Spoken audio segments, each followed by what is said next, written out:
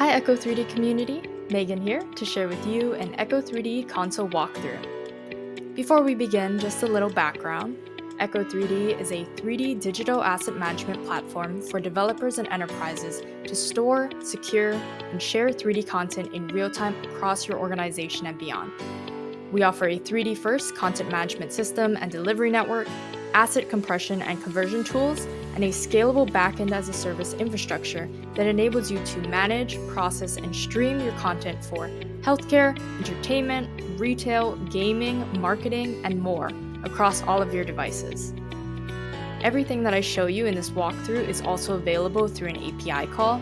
And if you don't know what an API call is, it is a request sent to the echo3D server that is asking for a specific service or information.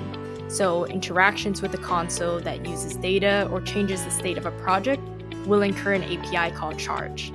Plus, any API calls made directly outside of the console will also incur a charge.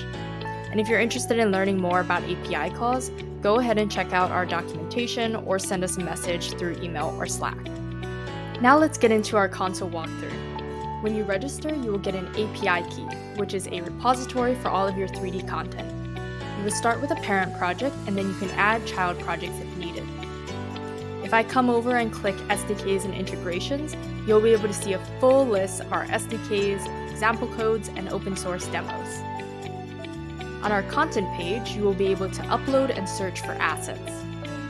When you click the plus button, you can upload assets directly from your computer or search through over 700,000 of our free assets in the library.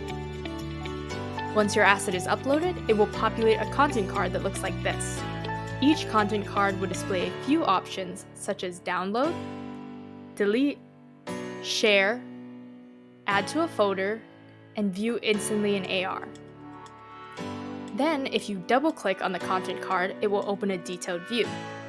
For right now, I'm going to skip over what's in our detailed view and I'll come back to it later. Next, we have our data page. This page allows you to manage data associated with your project and the metadata associated with all entries. The global database contains data entries that are applied at a project level or to all content entries in the project.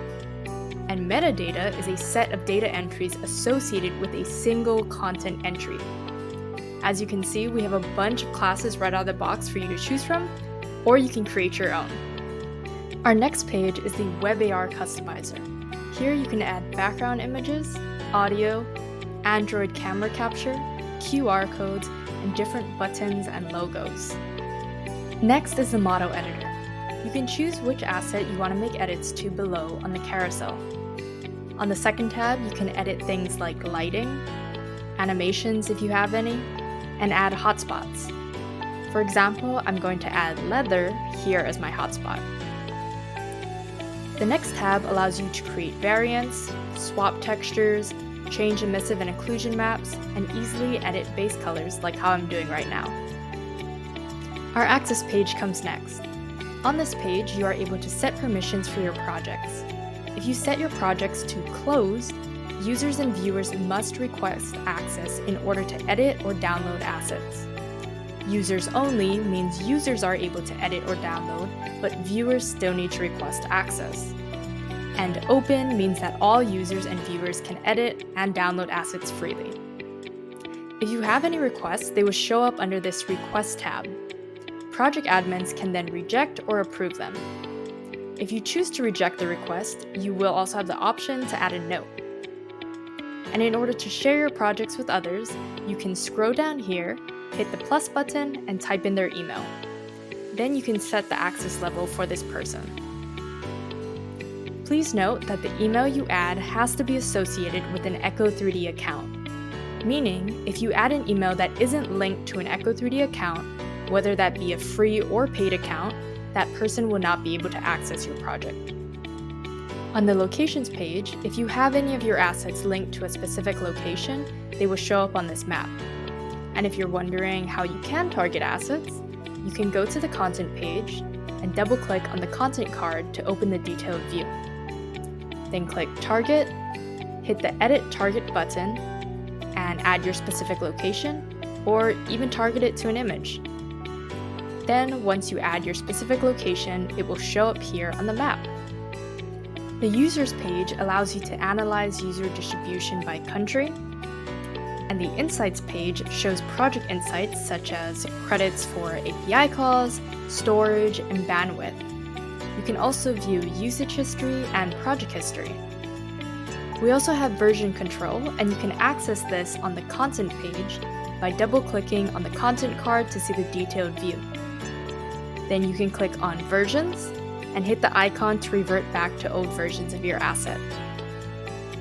Another cool thing you can do on the detailed view is set up your entry hierarchy. This feature allows you to assign parent and child assets for projects. Once you open your detailed view, you will find at the very bottom Entry Hierarchy. From there, you can start assigning child assets like how I'm doing right now. And if you want to delete any assets, all you need to do is click the X. Also, just note that a cyclical hierarchy structure is not supported, and adding relationships that would result in such a structure will be rejected. Now we come over to our Convert and Compress page. This page allows you to convert to different file formats and optimize your assets. We have our echo3D Ultimate Compression, where your asset will go through extensive compression, which dramatically reduces file size and only supports a GLB output. And we also have our open source Draco compression. You can also polyreduce or resize your asset manually here. If you ever get stuck and need a little help, our tutorials page has a bunch of demos. You can also find a link to our GitHub and full documentation here. And if you ever need immediate help, or you just want to say hi to the rest of the echo3D community, feel free to join our Slack channel. Lastly, we have our Settings page. On the Subscription tab, you can manage your subscription plan and view your project usage and monthly limits. The Security tab has some project settings like secure access and user location. You can also enable your secret key here. And finally, our Profile page allows you to add an avatar, add payment methods, change your password, and link your Sketchfab account.